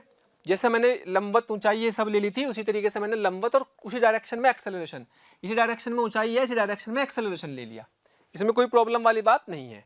लेकिन अगर मैं बहुत कॉमन सेंस से सोचूं, भाई इससे h गहराई पर है बिंदु, तो इससे h गहराई पर है, तो मैं उसको ऐसे भी तो लिख सकता हूँ पी बी को, इसको ऐसे भी तो लिखा जा सकता है P naught plus rho G H, P naught plus rho G H लिख सकता हूँ क्या नहीं? यस लिख सकते हैं भाई, तो डायरेक्ट आ जाएगा ना, P naught plus rho G H, गहराई पर आ गया। Clear? P naught plus rho G H, तो P naught plus rho G H. अगर बहुत ध्यान से देखो आप इसको, तो ये एंगल तो थीटा था, ये एंगल भी थीटा आ गया, ये एंगल थीटा था, ये भी थीटा आ जाएगा, तो ये थीटा आ गया, तो ये आ गया थीटा, तो ये देखो 90 डिग्री, तो ये हाइपोटेन्यूज, तो एच कोस थीटा, ध्यान दें एच कोस थीटा बराबर एच डैश, है ना। और ध्यान दें एल कोस और एल साइन थीटा बराबर भी एच डैश है कि नहीं? एल साइन थीटा भी बराबर एच डैश है। और ये भी पता है हमें कि भाई टेन थीटा बराबर ए बाई जी है, यानी कि आप ये कह सकते हैं कि अगर ये ए है ये जी है, तो ये under root of a square plus g square a theta है। तो क्या आप यहां से कोस थीटा की वैल्यू लिख सकते हैं? कोस थीटा बराबर आधार बटे कर्ण जी बटे under root of a square plus g square. और क्या आप यहां से साइन थीटा की वैल्यू भी लिख सकते हैं? यस, तो साइन थीटा बराबर ए upon under root of a square plus g square. जिस जिस चीज की जरूरत पड़ेगी लिख लेंगे। मेरे कहने का मतलब यह है कि मैं दाब को ऐसे भी लिख सकता हूं, ऐसे भी लिख सकता हूं, है ना। देखो ये इससे ये भी आ जाएगा या इससे ये भी आ सकता है, कोई दिक्कत वाली बात नहीं है। देखो कैसा आ जाएगा, अगर मैं h की बात करूं, h की जगह क्या लिख सकता हूं मैं? h dash upon cos theta, h की जगह ऐसे लिख सकता हूं। आपको ये तो कंफर्म है, ये तो पता है, ये होता ही है। अगर मैं सोच रहा हूं कि भाई ये कैसे है, इसको डायरेक्ट ना लिख कर कैसे लिखूं? h dash upon cos theta, h की जगह वहां से देखो, तो h डैश कोस थीटा की वैल्यू क्या है? ये है ना, पी नोट प्लस रो जी। क्या लिखेंगे कोस थीटा की value? Under root of a square plus g square divide by into H dash by जी, जी से जी कट गया, P naught plus rho h dash under root of a square plus g square. तो मैंने ये बात आपको verify की, अच्छा यार, यानी कि ये आपका और ये आपका सेम ही तो है, इसलिए ये आंसर सेम है, कोई दिक्कत नहीं है, हमारे दोनों के दोनों आंसर में कोई प्रॉब्लम नहीं है। तो यहाँ पे चाहे तो आप P naught plus rho h dash under root a square plus g square लिख लो, चाहे P naught plus rho G H. P naught plus rho G H में तो कोई टेंशन ही नहीं है, इतनी गहराई पे प्रेशर निकालना, रो जी एच लिख दो, किसी भी सरफेस से जितनी गहराई पे जाएंगे उतनी गहराई पे पी बराबर रो जी एच तो लिख ही देंगे, तो ये तो लिखने में कोई दिक्कत ही नहीं है। तो सबसे बड़ा तो आसान तो यही है। लेकिन कभी कभी ये ना दे करके ये दे दे तो ऐसे लिख लेंगे इसको, ठीक। यानी कि मेरे को इसका आंसर दो तरीके से लिख सकता हूँ, ये और ये एक ही बात है, मैंने आपको प्रूफ करा, अच्छा यार ये और ये एक ही चीज आ रही, देखो इसी को एक तरीका और से लिख सकते हैं, देखो कैसे, देखो कैसे, एच डैश बराबर क्या है? एल को एल साइन थीटा है, यहां देखो P naught plus rho h dash under root of a square plus g square. Row h dash की जगह क्या लिख सकता हूं? L sine theta, P naught plus rho L sine theta को क्या लिख सकते हैं? ए upon under root of a square plus g square, यानी कि P naught plus row A L. एक आंसर ये भी लिख सकते हैं भाई, बहुत प्यारा आंसर है, रो ए एल, यानी कि इस पॉइंट पे प्रेशर, ये एक्सेलरेशन, इसी डायरेक्शन की लेंथ, इसी डायरेक्शन का एक्सेलरेशन ले लिया। सोचो इस डायरेक्शन की लेंथ ले ली, गहराई, और एक्सेलरेशन भी ले लिया। इस पॉइंट से इसकी गहराई एल ले ली और इसी डायरेक्शन का एक्सेलरेशन ले लिया, बस P naught plus rho L. तो ये भी एक ही चीज है।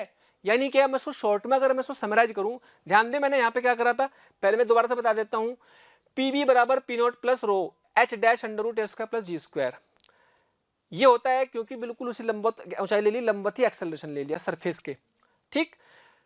या फिर उसी बिंदु की गहराई देख लेंगे रो जी एच, उसी डायरेक्शन का एक्सेलरेशन जी, उस डायरेक्शन का एक्सेलरेशन जी, उस डायरेक्शन की गहराई एच। ठीक, P naught plus rho G H dash upon cos theta लिख सकते हैं एच को। कोस थीटा नीचे है तो कोस थीटा की वैल्यू है ये, जब इसको यहां रखेंगे तो यहां रखने पर ये उल्टा हो जाएगा, उल्टा हो जाने पर ये जी से जी कट गया, ये आ गया, तो देखो वही आ गया कि नहीं। इसका मतलब ये और ये एक ही बात है। लेकिन एक तरीका और है, चूंकि ए पता है मुझे, तो एच डैश को मैं एल की फॉर्म में भी लिख सकता हूं अगर मुझे दूरी दे रखी होगी यहां से यहां तक की। अगर ये एल पता होगा तो ये एल की फॉर्म में मैं एच डैश को एल साइन थीटा लिख दूंगा, साइन थीटा को ए अपॉन दिस लिख दूंगा, इससे कटेगा तो रो एल। अब मैं आपको समराइज करता हूं कि भाई क्या तरीका है एक्सेलरेटेड केस में दाब लिखने का। तो एक तो हमने क्या पढ़ा, पी बी बराबर P naught plus rho G H. दूसरा हमने क्या पढ़ा, पी बी बराबर P naught plus row A L, ये और ये एक ही बात है। तीसरा हमने क्या पढ़ा, पी बी बराबर P naught plus rho h dash under root of a square plus g square. ये तीनों तरीके से आप बी पे प्रेशर लिख सकते हो, तीनों तरीके से एक्सेलरेटेड केस में। अब इंपॉर्टेंट पॉइंट ध्यान दें, देखो जिस तरफ एच है उसी तरफ जी है, तो जी और एच। जिस तरफ ए है, ए भी ऐसे एल भी ऐसे, यस।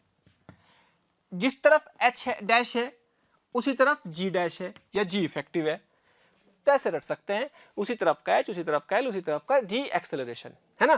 तो इस तरीके से हमें दाब लिखना आना चाहिए, बहुत इंपॉर्टेंट चीज है क्योंकि ये दाब हमारे काम आते हैं। ओके, अब इसी में एक चीज और मैं बता देता हूं आपको कि भाई हमने क्या बात की कि इसके हर बिंदु पे प्रेशर, यहाँ पे प्रेशर, यहाँ पे प्रेशर पी नोट, यहाँ पे भी प्रेशर पी नोट, यहाँ पे भी प्रेशर पी नोट, यहाँ पे भी प्रेशर पी नोट, हर पॉइंट का प्रेशर सेम है। दाब अलग अलग नहीं हो सकता क्योंकि दाब अलग होगा तो बहने लगेगा प्रेशर डिफरेंस के कारण। तो इसके समानांतर जितनी भी लाइनें होंगी, ये मान लो मैं कहूँ कि इस पॉइंट पर दाब P1 है तो इस पॉइंट पे भी दाब P1 ही माना जाएगा। हर बिंदु का दाब इस लाइन पे सेम होगा। इस बार अक्षैतिज लेवल पे समान नहीं है, इस बार अक्षैतिज लेवल पे समान दाब नहीं है। अक्षैतिज लेवल का दाब तो हर बिंदु पर अलग अलग होगा इस बार। क्यों? क्योंकि अक्षैतिज लाइन की जगह ये लाइनें ऐसी हो गई अब, ठीक है। तो ये मैं बोलूं कि इस पॉइंट पे दाब P2 है, P2 है, P2 है, तो यस ये सब समान है लेकिन इनसे अलग है सब। तो इनको लाइनों को बोलते हैं equi pressure line, equi pressure line, समदाबी, समदाबीय रेखाएं, समदाबीय रेखाएं हैं, एक ही दाब की रेखाएं, लेकिन ये सीधी नहीं है। तो इसके हर बिंदु का दाब समान मानेंगे आप। जो यहाँ पर ए पॉइंट ले लेंगे यहाँ बी पर, तो आप कहेंगे कि पी ए बराबर पी बी। लेकिन इस बार आप ऐसा नहीं कह सकते कि सर मैं इस लाइन पर देखूं, इस पर जो दाब है इसको मान लो, ये दाब मान लीजिएगा, ये मान लीजिएगा आपका x है, ये y है, तो px बराबर py नहीं कह सकते, px बराबर py नहीं कह सकते, ठीक है। क्योंकि इस बार इस बिंदु का दाब मैं यहाँ से भी लिख सकता हूँ, इस लेंथ के हिसाब से लिखूंगा और यहाँ से L2 के हिसाब से लिखूंगा। तो इस पर दाब क्या लिखूंगा? अगर मैं px की बात करूँ तो px लिखूंगा p नोट प्लस रो, इस डायरेक्शन का एक्सेलरेशन, इस डायरेक्शन की लेंथ L1 प्लस L2, और y की बात करूं तो p नोट प्लस रो ए L1। तो दाब तो अलग अलग हो गए एक ही लाइन में होने के कारण, क्योंकि हमने देखा कि भी ये वाला फॉर्मूला लगा दिया हमने। जब हमें ये लेंथ पता होंगी, ऊपर से पता होंगी तो ये लगा देंगे, है ना। तो इन दोनों से काम चल जाएगा हमारा, इन दोनों फॉर्मूले से ही दाब लिखने में काम चल जाएगा।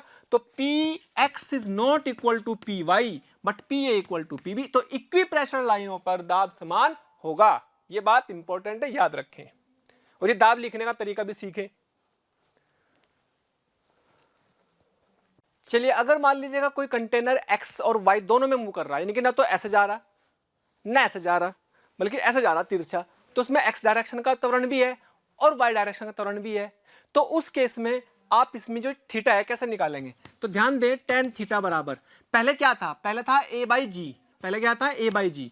एक्चुअल में a तो था x डायरेक्शन का त्वरण और g क्या था? y डायरेक्शन का त्वरण। तो x डायरेक्शन में तो अभी भी वही त्वरण है, लेकिन जब ये ऊपर की तरफ है a y, तो क्या इफेक्टिव नीचे की तरफ कितना हो जाएगा? g प्लस a y, ये हो जाएगा शूडो फोर्स के कारण। और अगर नीचे आ रहा होगा ये, अगर ये नीचे आ रहा होगा, ऐसे जा रहा होगा ऐसे, तो माइनस कर ले लेंगे इसको, है ना भाई। मान लीजिएगा ऐसे जा रहा, ऐसे जा रहा, तो ये वाई नीचे हो जाएगा, है ना, ए एक्स इधर हो जाएगा। इस केस में tan थीटा को क्या लिखेंगे, इस केस में ए एक्स अपॉन जी माइनस ए वाई लिख देंगे, ठीक। एक्स रिलेटेड तो अभी भी है, एक्स रिलेटेड तो अभी भी है, क्लियर। तो अपने पास ये थीटा निकल जाएगा, ओके। तो कहने का मतलब ये होगा कि अगर आपका किसी भी डायरेक्शन में मूव कर रहा है तो आप तुरंत को लिख सकते हैं। और सबसे ज्यादा हमारे जो काम आने वाले हैं सिंपल केस ही आते हैं अक्षैतिज दिशा में या फिर ऊर्ध्वाधर दिशा में, ओके। तो प्यारे बच्चों, अगर आप चाहते हैं कि आपको किसी भी टॉपिक के लाइव डिस्कशन, वीडियो लेक्चर या स्टडी मटेरियल की जरूरत है तो कृपया आप हमें इस नंबर पर कॉल कर सकते हैं 18002121 799 18002121 799।